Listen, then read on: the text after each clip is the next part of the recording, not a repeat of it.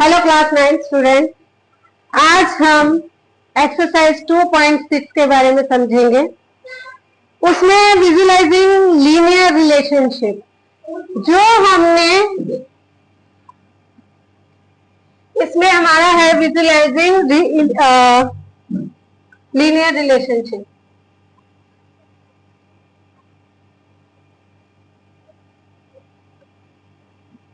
जो हमने अभी तक x और y के बीच में रिलेशंस को समझा था, अब उसको विजुअलाइज करना है, उसको हमने शो करना है।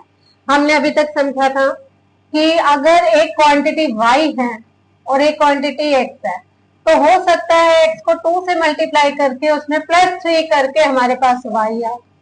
ये हमने एक लीनियर रिलेशनशिप समझा था।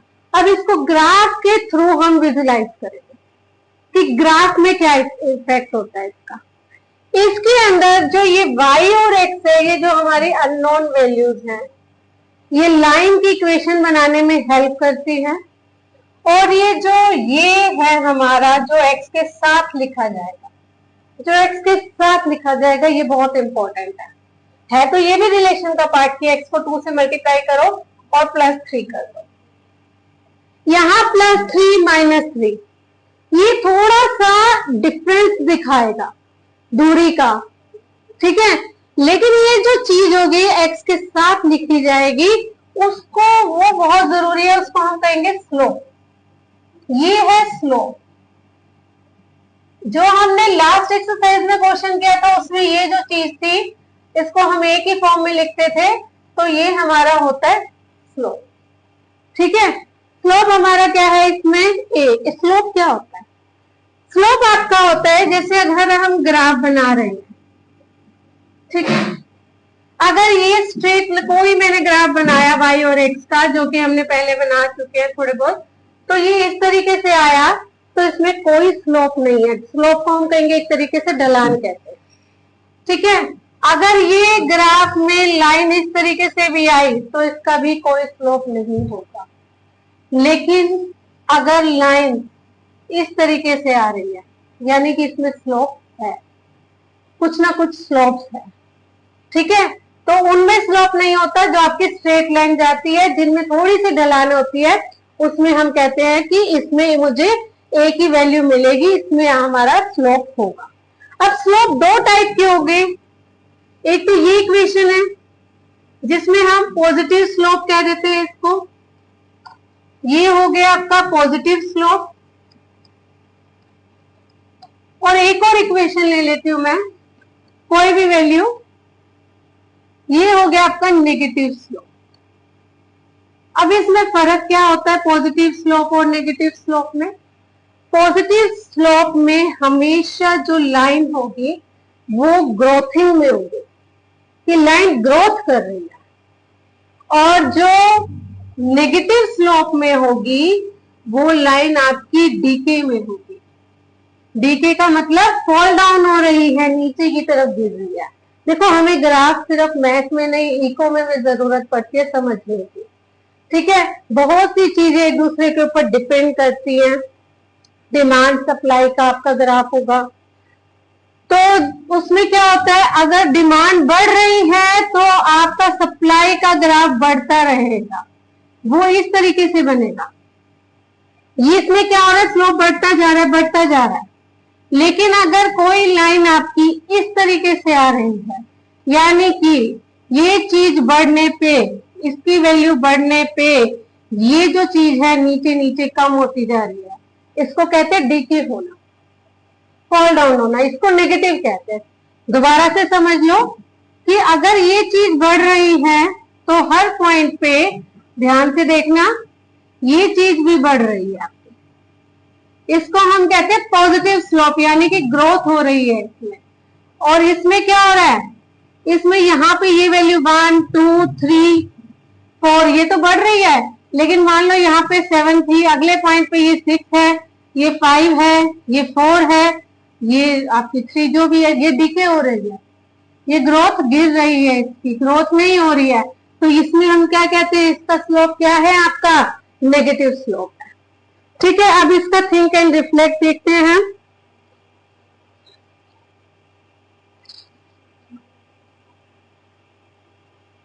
Identify other points on the line by completing the flowing table.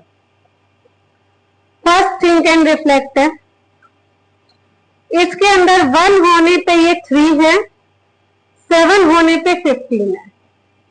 तो देखते हैं इसमें धीरे धीरे वो आपको पिछले पैटर्न से ही आगे के पैटर्न समझाता है। पीछे उसने लीनियर रिलेशनशिप समझाए, उसमें से वैल्यूज निकालनी समझाई, अब उसको विजुलाइज कर रहा है कि उसको शो कर रहा है कि कैसे देख सकते हैं। तो उसने कहा मान लो x पॉइंट है और y पॉइंट है, हमारे पास x की वैल्यूज कुछ दे दी है, कुछ उसने y की दी है, कुछ मिसिंग कर दिया है। मान लो उसने x की वैल्यू, मान लो क्यों उसने दे रखे थिंक एंड रिफ्लेक्ट में 1 से लेकर 1 2 5 7 1 2 5 7 9 12 20 ये आपको वैल्यूज दे रखी है उसने। 1 पर y की वैल्यू 3 है, 7 पर 15 है। अब वो ये कह रहा है इसका कि identify other point on the table को कंप्लीट करना। पहले अगर 1 पे उसने 3 दे रखी है, 7 पे 15 दे रखी है, तो ये किस हिसाब से दे रखी है, क्या इनका रिलेशन है। अगर मैं कहती हूँ किसी चीज की क्वांटिटी 5 है, अगर मतलब आपकी क्वांटिटी 1 है सॉरी, तो कॉस्ट उसकी 5 है। अगर 2 क्वांटिटी है तो कॉस्ट 10 है, 3 क्वांटिटी है तो कॉस्ट कितनी होगी 15। आपको साफ पता चल रहा है जितनी क्वांटिटी है उसको आप 5 से मल्टीप्लाई कर रहे हो। 5 को 1 से किया, 5 को 2 से किया, 5 को 3 से किया, एक पैटर्न पता लग गया। अब मैं ये कहूं कि अगर क्वांटिटी 1 है तो कॉस्ट 6 है, ठीक है। अगर क्वांटिटी 2 है तो कॉस्ट 11 है, अगर क्वांटिटी 3 है तो कॉस्ट 16 है। अब आपको क्या पता चल रहा है कि 5 को 1 से किया +1 तब जाके 6 आ रहा है, इसमें +1 किया तब जाके 11, 15 में +1 किया तब जाके 16 आ रहा है। तो ये वैल्यूज इस रिलेशन से आ रही है कि क्वांटिटी को आप 5 से मल्टीप्लाई करोगे +1 करेंगे। इसमें भी कुछ ऐसा है। क्या है इसके अंदर, 1 है तो 3 आ रही है और 7 है तो 15, दोनों चीजें देखनी पड़ेगी आपको। 1 है तो 3 आ रही है, 7 है तो 15, एक रिलेशन निकालो। मुझे जो रिलेशन नजर आ रहा है y तब आता है जब मैं x को 2 से मल्टीप्लाई करती हूँ और उसमें +1 करती हूँ, क्योंकि x को 1 लिखा, 1 2 जा 2 +1 3, तो ये 3 आ गया, ठीक है। और y को अगर 7 लिखा, x को 7 लिखा, 2 7 जा 14 +1 15 आ जाए। तो हम यहाँ पे अगर मुझे x दे दिया जाए 2 तो कितना होगा 5। अगर x दे दिया जाए 5 तो y कितना होगा 2 × 5 11, ठीक है। अगर x दे दिया जाए 9, यही पुट करना है आपने,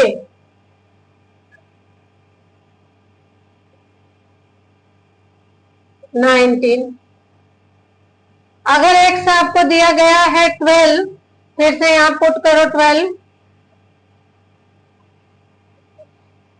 24 + 1 25। अगर x दिया जाए 20, यही पुट करना है आपको,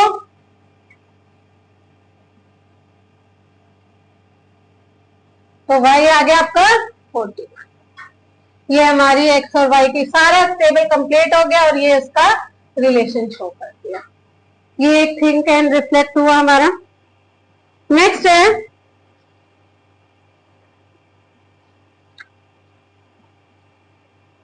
differentiate between the graph of equation y is equal to 3x plus 1 and y is equal to 3x plus 1।